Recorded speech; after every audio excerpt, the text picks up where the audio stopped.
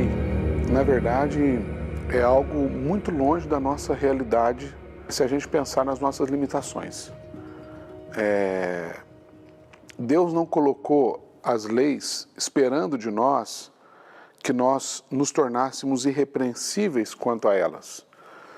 Pelo contrário, a Bíblia nos lembra que se eu tenho 10 leis para serem observadas e eu não observo apenas uma, eu me torno réu de todas elas. Eu me torno réu de uma da mesma forma que eu me tornaria réu das 10. Quando Cristo cumpre a lei, isso significa que Cristo não cometeu nenhum pecado, que Cristo foi irrepreensível quanto à lei, que Cristo foi moral do ponto de vista pleno, que Cristo se relacionou com Deus, com as pessoas, com a religião, com a natureza de forma plena.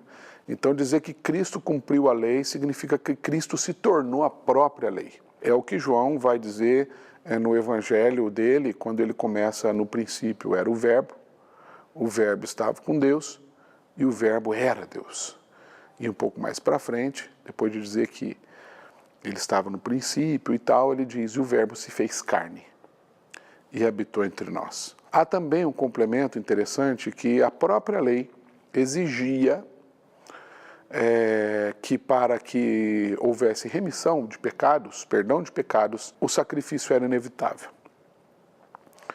E no Antigo Testamento a gente vê a figura do cordeiro sendo sacrificado, imolado uma vez por ano, cordeiro perfeito. Isso era feito pelo sumo sacerdote, e o sangue desse cordeiro era aspergido sobre o propiciatório, e esse sumo sacerdote fazia oração ali. E se Deus aceitasse esse sacrifício, significa que a nação toda tinha sido perdoada de todos os seus pecados. Se Deus não aceitasse o sacrifício, a nação também não teria perdão pelos seus pecados. João também chama Jesus de o Cordeiro de Deus que tira o pecado do mundo, numa releitura desse sacrifício.